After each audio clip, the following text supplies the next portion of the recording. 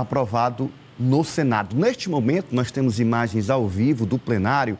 Os senadores estão votando os destaques. Foi aprovado o texto base, agora os senadores estão votando os destaques. Sessão presidida pelo senador do Maranhão, Everton Rocha. Os destaques são sugestões de alterações no texto do projeto de lei. Depois da votação dos destaques, o texto vai para a Câmara dos Deputados, onde também vai ser apreciado em votação. Em seguida, vai para a sanção ou veto do presidente da República, Luiz Inácio Lula da Silva.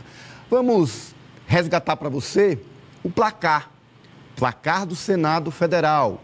Como ficou o resultado da votação? Lá estão os nomes dos 62 senadores que votaram sim a favor do projeto. No seu canto inferior direito, você vê a descrição do projeto. Altera a lei número 7.210 de 1984, que é a LEP, a Lei de Execuções Penais, para dispor sobre a monitoração eletrônica de presos, prevê a realização de exame criminológico para a progressão de regime e, atenção, extinguir o benefício da saída temporária. Tudo isso está sendo votado nesse projeto de lei. O resultado é presente 73 senadores, 62 sim, 2 não, 1 abstenção. Um quórum de 66 parlamentares. A votação por estado você vê na tela. E os que votaram não, os que votaram contra a alteração da lei, você vê do seu lado inferior esquerdo, lá na bancada do Ceará, o senador Cid Gomes, do PSB do Ceará, e lá na sua parte superior direita, do estado do Sergipe, o senador Rogério Carvalho, do PT do Sergipe, também votou não. Os demais votaram a favor. Na bancada do Piauí, a terceira coluna da esquerda para a direita, lá embaixo, a última, o senador Ciro Nogueira, do Progressistas, votou a favor. A senadora Jussara Lima também votou a favor. E o senador Marcelo Castro, do MDB, está com o nomezinho ali branco, não votou. João Carvalho. Esse projeto, ele tramita há 11 anos, ele passou 11 anos na Câmara dos Deputados, né? Primeiro, boa noite a todos, aos colegas e à nossa audiência. Ele tramita há 11 anos na Câmara dos Deputados, chegou no Senado agora, havia um pedido de urgência que não foi para frente, mas, não, porque ele não foi aprovado ainda no CCJ, passou só na Comissão de Segurança Pública, mas aí o presidente decidiu levar, que é uma prerrogativa do presidente, levar para a pauta em plenário, né? O que passou em plenário não tem regresso. O que, na verdade, você tinha saída para visitar familiares, para ressocialização, que era o termo geral, né? Também para estudar, tinha direito a saídas para estudos. Tinha vários 5 tipos de saída, né? E agora, com isso aí, terminou. Qual é o problema aí, que o pepino que o Senado também criou? A lei também tem um aspecto. Ela jogou agora que, além da questão do Conselho Penitenciário, que é quem vota hoje essas liberações, essas saidinhas, vai ter também que haver um exame criminológico. Ou seja, profissionais da área psicológica e psiquiátrica vão ter que atestar que aquele cara tem um perfil de ressocialização real. Para a progressão de pena. Para a progressão de pena. Não adianta também ele só passou o tempo, né? Porque hoje, por exemplo, na maioria das penas, dependendo das circunstâncias, você cumpre um terço. Mas quase ninguém cumpre um terço, na verdade. A partir de um sexto, tem alguns crimes que já é permitida essa progressão, essa mudança. Então, o que acontece? Com essa coisa aí, criar um problema também. Esses profissionais da área aí passam a ter um papel decisivo. E aí também, como é que fica a segurança desses profissionais? Que hoje, por exemplo, trabalham lá atrelados a esses conselhos, mas não tem posse de arma, não tem direito à segurança, não tem nada, e agora vão ter que ter uma estrutura, para pegar essa nova prerrogativa. Não é você botar o psicólogo, o psiquiatra como uma peça-chave no sistema e não dá os poderes a ele de ter um porte de arma para se defender ou de ter a proteção do Estado. E né? tem profissionais suficientes para todos esses Não tem nem laudos? profissionais, na verdade. A maioria os presídios hoje é ad hoc. O que acontece? O juiz vai, na hora do processo lá, o juiz determina, quando ele vê que o preso é realmente um preso de alta periculosidade, determina que o preso tem que ser feito. E fica a critério do juiz, né? Isso o juiz podia relevar. Agora não, é obrigatório o exame criminológico. O que a lei não diz é que o juiz é obrigado a seguir. E não é. Não é. Não é. Mas fica complicado depois se um sujeito desse cometer um crime numa progressão dessa, vão se atribuir ao Poder Judiciário. Mesmo sendo só facultativo, fica quase que como uma obrigação, né? É a partir do laudo aprovativo, né, dessa progressão de pena. Fica muito difícil para o juiz contestar este laudo, mas ele tem a prerrogativa para isso. Lembrando, Osmando, que esta progressão e também a própria saidinha temporária está previsto dentro da Lei de Execução Penal neste processo de ressocialização. E dentro da sociedade é muito consolidado o entendimento de que não deve existir a saidinha, com base nos casos onde parte desses presos não voltam e parte desses presos voltam a cometer delitos. No entanto, especialistas apontam que o próprio processo de ressocialização fica mais dificultoso quando se retira do ordenamento a possibilidade da reinserção gradual na sociedade a partir das saidinhas temporárias. Eu queria a sua avaliação diante dessas duas colocações do senso comum da população, de reprovação das saidinhas e do que pensam os especialistas. Olha, Ananias, por tudo que eu tenho visto e pelo que o João acabou de comentar, o projeto é totalmente polêmico, embora ele tenha sido uma daquelas votações em que os parlamentares vão de braços abertos para a plateia, porque uma votação dessa de 62-2, realmente eles foram para a galera, mas o projeto é muito polêmico, porque ele tem alguns aspectos. Primeiro, por tudo que eu tenho acompanhado, ouvido, lido, a retirada da saidinha, a liberação para que os presos temporariamente, dentro do cumprimento da progressão da pena, possam ter saídas e o processo atrapalha a ressocialização. Isso é ponto pacífico apontado por todos os estudiosos que acompanham essa questão. O segundo aspecto é que esse projeto torna-se mais polêmico ainda, porque, como disse o João, ele passou 11 anos na Câmara dos Deputados, passou 11 anos no Congresso para ser votado, não era votado.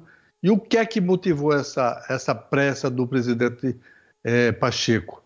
É que, numa dessas saídas, há 2 anos, um dos detentos que teve essa liberdade em Minas Gerais assassinou um policial militar. Pois bem, os números mostram que a incidência de prisioneiros que não voltam ao presídio é baixa. Agora mesmo, em dezembro, na saída de Natal, 5% não voltaram. Certo? Mas 95% voltaram. Significa que esse processo precisa ser melhor avaliado e acho que o presidente da República deve vetar, pelo menos é isso que eu tenho acompanhado. O processo volta à Câmara e eu acho que isso vai demorar também nessa volta para a Câmara e desse possível veto do presidente da República, a gente não vai ter essa questão resolvida por enquanto. Mas eu acho que é uma tentativa de enxugar gelo, até porque vai criar despesas porque obrigatoriamente os presídios terão que ser reforçados com pessoal especializado na área de saúde, de psicologia, de psiquiatria, para fazer as avaliações, e isso o sistema brasileiro não tem, não dispõe dessas pessoas, e eu quero saber quem vai bancar os custos disso. Marta. Ananias, a gente sabe que aqui no Brasil a gente enfrenta um problema gravíssimo de superlotação dos presídios. Também não havendo essa saidinha, havendo essa restrição mais dura, uma das consequências, né, de acordo com os analistas, com os especialistas, seria essa ainda maior superlotação desses espaços que já são precários na maioria dos casos. O problema também da falta de ressocialização dessas pessoas.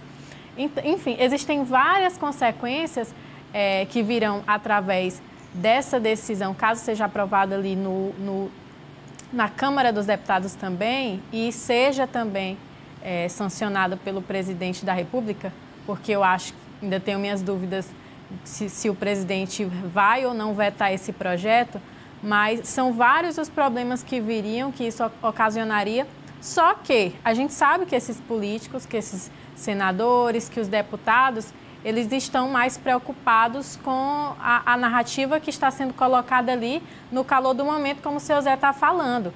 A visão geral da população, se alguém chegar e perguntar para uma pessoa o que é que ela acha dessa saidinha, ela vai falar que é contra. Por quê? Porque não é apresentada para ela um debate mais amplo. Essa pauta ela está sendo colocada ali de qualquer forma, em cima das buchas, somente sob esse aspecto, dentro da pauta da segurança pública, somente sobre esse aspecto da saidinha, mas o debate não é amplificado, não é maior, o que eu acho que é um erro, porque isso deveria estar ali pautando os deputados e senadores com uma visão bem mais ampla, como é que está a estrutura dos presídios, como é que esses presos estão sendo tratados ali, quais são os critérios, quais são as regras que são necessárias para que eles tenham essas saidinhas. A fiscalização que é precária, que a gente não vê, apesar de como o seu Zé Osmando disse, a quantidade, a porcentagem de presos que não voltam para os presídios, apesar dela ser baixa, a gente ainda precisa de um rigor maior, de uma fiscalização maior quando essas pessoas saem, desses presos que saem.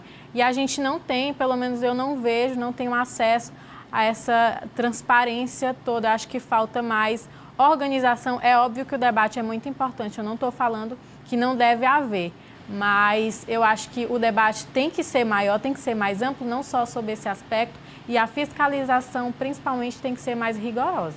Alessio. Eu entendo que a votação de hoje, a aprovação desse projeto, atende a um clamor de senso comum. A gente acompanha, não de hoje, como o João falou, esse projeto já vem se arrastando há um bom tempo. E nas redes sociais, quando você vai analisar publicações que falam sobre as saidinhas, todas, ou pelo menos 90% delas, são favoráveis ao fim dessas saidinhas.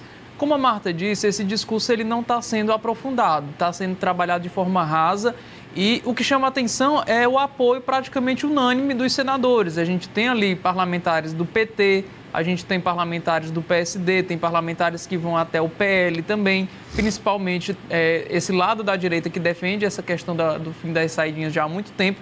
Então, é um debate que vai acontecer de forma rápida. Eu acredito que na Câmara também, até porque hoje o posicionamento da Câmara ele é muito diverso, mas quando diz respeito a essa questão das saidinhas, a gente já viu que no Senado tramitou de forma rápida, foi aprovado por grande maioria. Então, na Câmara, na minha avaliação, não vai ser diferente. A única coisa que pode evitar que esse projeto prossiga e seja instalado no país é realmente o veto do presidente Lula. Ele já esse direcionamento, há essa expectativa de que o presidente possa vetar o fim das saidinhas, porque, como a Marta já citou, o seu Zé Osmando também, é um projeto que coloca em risco essa questão da reintegração social. E aí é necessário um estudo para que seja feito essa avaliação de realmente se o projeto é benéfico ou não. A gente precisa ainda que um estudo mais aprofundado seja feito, Ananias, até porque há um dado de 2022 que diz que R$ 4.389 são gastos justamente com policiamento, enquanto R$ 1 é gasto com o preso que sai e não tem política pública de reintegração social. Então, é necessário que um debate mais aprofundado seja feito e a gente acompanhe se vai ser realmente implantado no país. Ministro, tem 2 detalhes que eu esqueci de falar que são importantes. Completa, João. A primeira, se quebrar o regime, você cometer um crime, a regressão automática. Antigamente dependia de uma decisão do magistrado, que era o titular da execução penal. Dependia dessas áreas. O preso era recapturado por quebrar o regime, por desobedecer às condições do regime, que aqui foi adiantado para ele, aqui foi avançado, e aí ele volta ao mesmo. E o detalhe, estenderam também a questão do monitoramento. Hoje, por exemplo, um preso condicional não pode ser monitorado. Por quê? Porque ele está na condicional. Sim. Hoje não. Com o que eles fizeram lá, o texto base praticamente permite que o magistrado, inclusive, faça o monitoramento de quem pegou pena restritiva, pena de direito e não de liberdade. Sim. Você está entendendo? Sim. Por exemplo, quem foi multado, foi tornado inelegível, mas o magistrado, se o magistrado se decidir por bem... Pode botar a tornozeleira. Pode botar a tornozeleira, né? O que vai gerar, por exemplo, a lei de improbidade tem um monte de casos desses, né? A lei de improbidade que se aplica mais aos políticos. O que pode gerar aí, por exemplo, muito magistrado ser rigoroso e botar num prefeito, num ex-prefeito, num ex-governador, num governador, num ex-deputado, num ex-senador. Até no exercício, porque quem está na condicional, né? Fica naquela... A condição está suspensa a pena, né? Mas a decisão aí, eu acho que vai ter mais problema, mas eu acho que passa, porque é ano eleitoral. Ninguém quer sair de ruim, ninguém quer carregar aquela história do discurso de que isso aí vai evitar as mortes. Uma vez eu conversava com o doutor Vidal aqui, que era o antigo juiz das execuções penais, né? O doutor Vidal me dizia, olha, que só volta entre 5% e 7%, no máximo 7%. 5%, a média é 5%. É o que o José Osmando falou, o dado bate com o Piauí. O Piauí está na média nacional, né? Tá aí.